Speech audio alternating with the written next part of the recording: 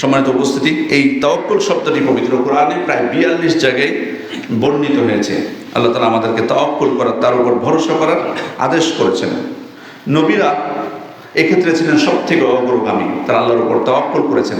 ইয়াকুব আলাইহিস সালাম যখন তার সন্তানদেরকে মিশরে পাঠাচ্ছেন, প্রথমবার যেহেতু তিনি যখন পাঠিয়েছিলেন তার সন্তানদেরকে মিশরে খাবার নিয়ে আসার জন্য, তখন যেহেতু কিছু ঘটনা ঘটেছিল ইউসুফ আলাইহিস সালামের সাথে, এবং তিনি পণ্য ঘুরিয়ে দিয়েছিলেন, আবার বিনিয়ামিনকে নিয়ে আসার জন্য শর্তারোপ করেছেন, এই বিষয়গুলো ইয়াকুব আলাইহিস সালামের মধ্যে কিছুটা হলেও ভীতি সৃষ্টি করেছিল, সংশয় সৃষ্টি করেছিল। ব্যাপার কি, আমার সন্তানদেরকে নিয়ে কোনো ষড়যন্ত্র হচ্ছে না তো?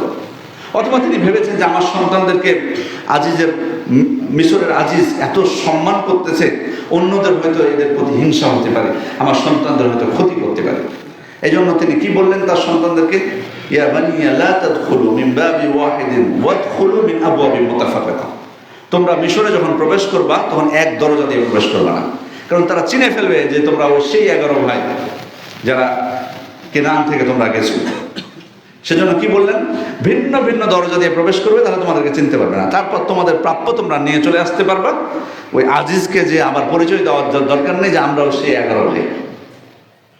কিন্তু উনি এখানে খেয়াল করুন, উনি মাধ্যম গ্রহণ করতে বললেন কেন? যাতে কোনো প্রকার অনিষ্টতা থেকে, কোনো প্রকার অনিষ্টতা তাদের ক্ষতি করতে না পারে, সেজন্য মাধ্যম গ্রহণ করেছেন। কিন্তু মাধ্যম গ্রহণ করে ক্ষান্ত হননি। কি বলছেন তারপর, ওমা উগনি আনকুম মিনাল্লাহি শাইআ, কিন্তু মনে রেখো আল্লাহর সিদ্ধান্তের বিপরীতে আমি তোমাদের কিছুই করতে পারবো না।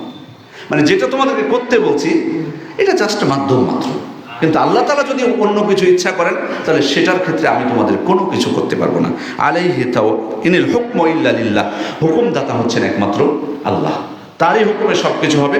আলাইহি তাওয়াক্কালতু, আমি তার উপরে তাওয়াক্কুল করছি।